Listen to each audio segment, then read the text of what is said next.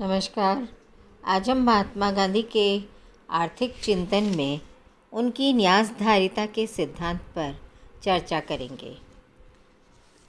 जैसा कि पिछले वीडियो में बताया गया है कि वे असमानता के विरोध में थे।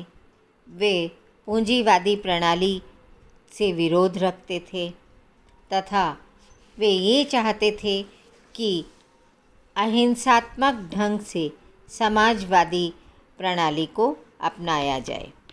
इसी कड़ी में उनके न्यासधारिता के ये सिद्धांत हम आगे पढ़ते हैं। न्यास का सिद्धांत अर्थात ट्रस्टीशिप का सिद्धांत। ट्रस्टीशिप एक ऐसा विचार है जो व्यक्ति को यह मान लेने पर बताता है कि वह स्वयं एक ट्रस्टी है, अर्थात ये जो कुछ उसके पास में है उसका वह एकमात्र ट्रस्टी है, मालिक नहीं। इस प्रकार से मालिकाना हक और अपने आप को ट्रस्टी समझना ये दो अलग अलग बातें होती हैं। पूंजीवादी प्रणाली के दोषों को दूर करने के लिए गांधी जी ने न्यासधारिता के इस सिद्धांत का प्रतिपादन किया। उनके अनुसार मानवीय विकास के लिए निजी पूंजी आवश्यक बिल्कुल नहीं है। इसे वे खुद समाप्त करने के पक्ष में थे, परंतु वे इस बात को अच्छी तरह समझते थे कि निकट भविष्य में यह संभव नहीं है। इसलिए उन्होंने यह विचार व्यक्त किया कि समस्त निजी पूंजी एक ट्रस्ट के रूप में रखी जानी चाहिए और पूंजीपति को स्वयं यह समझना चाहिए कि वह संपत्ति जो कुछ उसके पास में है वह निजी लाभ के लिए नहीं है, बल्कि समस्त समाज के लाभ के लिए है। इस संपत्ति में से न्यासधारी को केवल उतना ही लेने का अधिकार है जितना कि उसकी आवश्यकताओं की पूर्ति के लिए और एक सम्मानित जीवन जीने के लिए आवश्यक है, जो दूसरे लाखों लोगों के जीवन से अच्छा नहीं होगा। गांधी जी का विश्वास था कि यदि अधिकांश पूंजीपति इस न्यासधारिता के सिद्धांत को स्वीकार कर लेते हैं तो समाज के विभिन्न वर्गों में आय की यह जो असमानता देखने को मिल रही है वह समाप्त हो जाएगी और धीरे धीरे वर्ग विहीन आर्थिक व्यवस्था के लिए एक उचित वातावरण निर्मित हो जाएगा। यह मार्क्स के वर्ग विहीन समाज से भिन्न था। जहाँ तक न्यासधारी के स्वयं के पारिश्रमिक का प्रश्न है, गांधी जी इस पक्ष में थे कि वह कुछ अधिक पाने का अधिकारी तो है, पर इस अधिक की क्या मात्रा हो यह निश्चित कर देनी चाहिए। जहाँ न्यास की संपत्ति का प्रश्न है, गांधी जी का विचार था कि यह पूर्ण रूप से उत्तराधिकारी की क्षमता पर निर्भर होना चाहिए। न्यासधारी की यह अधिकार होना चाहिए कि वह उत्तराधिकारी का नाम सुझा सके, परंतु इसके निर्णय का अंतिम अधिकार उसे नहीं बल्कि सरकार को होना चाहिए। दूसरे शब्दों में इस प्रश्न का निर्णय मूल न्यासधारी एवं सरकार को मिलकर करना चाहिए। इस व्यवस्था में सरकार और व्यक्ति दोनों पर नियंत्रण रहेगा। वे चाहते थे कि न्यासधारिता के इस सिद्धांत को लागू करने में लोकमत को भी महत्व दिया जाना चाहिए। लोगों को इस प्रकार अहिंसा के आधार पर जागरूक और संगठित हो जाना चाहिए ताकि कोई भी न्यासधारी लोकमत के विरुद्ध न जा सके। लोगों को असहयोग रूपी अस्त्र का प्रयोग करना चाहिए, जैसा कि उन्होंने स्वयं ने असहयोग आंदोलन के रूप में किया था। अपने न्यासधारिता के सिद्धांत के आधार पर गांधी जी अहिंसा के आधार पर धनी व्यक्तियों में हृदय परिवर्तन करना चाहते थे और उनका विश्वास था कि गरीबों का शोषण केवल कुछ पूंजीपतियों को नष्ट करने से नहीं रोका जा सकता, बल्कि गरीबों की स्वयं की अज्ञानता दूर करके उन्हें अपने शोषकों के साथ में असहयोग करने की शिक्षा देकर ही दूर किया जा सकता है। इस प्रकार महात्मा गांधी के न्यासधारिता के सिद्धांत की मुख्य विशेषताएं यदि हम देखें तो हम पाएंगे कि वे इसके द्वारा पूंजीवादी समाज को अहिंसक तरीकों से समानता पर आधारित न्यायपूर्ण समाज में परिवर्तित करने के पक्षधर थे। दूसरी ओर इसमें वे व्यक्तिगत संपत्ति को बिल्कुल स्वीकार नहीं करते हैं।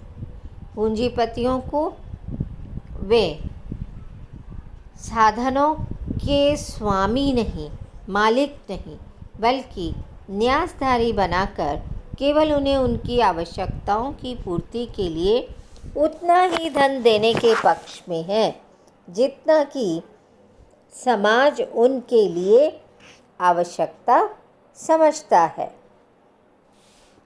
इससे धन का स्वामित्व एवं उसके हस्तांतरण पर नियंत्रण किया जा सकता है। गांधी जी का ये न्यासधारिता का तर्क इस बात पर आधारित है कि वे स्वयं कहते हैं, यद्यपि लखपति लोग अपने पास संपत्ति रख सकेंगे, परंतु वे इसे एक न्यास की तरह रखेंगे जिसका उद्देश्य सार्वजनिक लाभ होगा, और यदि सामान्य उपयोग की आवश्यकता हुई तो इस धन को सरकार द्वारा लिया भी जा सकता है। इस प्रकार न्यासधारिता के सिद्धांत के आधार पर एक प्रकार की आर्थिक समानता स्थापित हो सकेगी। इस संबंध में अनेक शंकाएं उठाई गईं, परंतु गांधी जी का विचार था कि मेरे इस सिद्धांत की कटु आलोचना के बावजूद भी मैं अपने न्यासधारिता के इस सिद्धांत पर दृढ़ हूँ। यह सत्य है कि इसे प्राप्त करना कठिन है। अंत में उन्होंने समानता लाने के लिए कानून का समर्थन भी किया और इसी संदर्भ में उन्होंने हाई प्रोग्रेसिव टैक्स, अत्यधिक आरोही कर का समर्थन भी किया। गांधी इसी कानूनी स्वामित्व और नैतिक स्वामित्व में अंतर करते हैं। वे मानते हैं कि कानूनी रूप से तो संपदा मालिक के पास होती है, लेकिन वह नैतिक रूप से पूरे समाज की होती है, और इसी अर्थ में किसान और श्रमिक भी नैतिक रूप से संपदा के मालिक होते हैं। इसलिए वे हमेशा न्यासधारिता के सिद्धांत में पूंजीपतियों और श्रमिकों के सम्मिलित अधिकार की ही बात करते हैं। यदि हम गांधी जी के इस विचार को अवधारणा और उसके क्रियान्वयन के रूप में देखें तो हम पाते हैं कि गांधी जी के सारे सिद्धांत समयबद्ध हैं और सार्वकालिक नहीं हैं, लेकिन यह सिद्धांत जो न्यासिता का सिद्धांत है वह जब तक पूंजीपति अपने उपयोग में अतिरिक्त धन का वितरण न्यायपूर्ण तरीके से नहीं करते, तब तक यह सिद्धांत बना ही रहेगा और बना रहना चाहिए। गांधी जी ने संरक्षणता या न्यासिता के इस सिद्धांत को प्रतिष्ठित करने के लिए गीता और बाइबल के अनेक उदाहरण प्रस्तुत किए। उनके अनुसार संरक्षणता या न्यासिता मौजूदा पूंजीवादी व्यवस्था की पूर्ण समतावादी समाज व्यवस्था को बदलने का विकल्प प्रस्तुत करती है और यह वह व्यवस्था है जिसके अंतर्गत समाज में प्रत्येक व्यक्ति की अधिकतम आमदनी की सीमा भी तय होनी चाहिए। धन के उपयोग और उसके कानूनी नियंत्रण का भी वे पक्ष लेते हैं।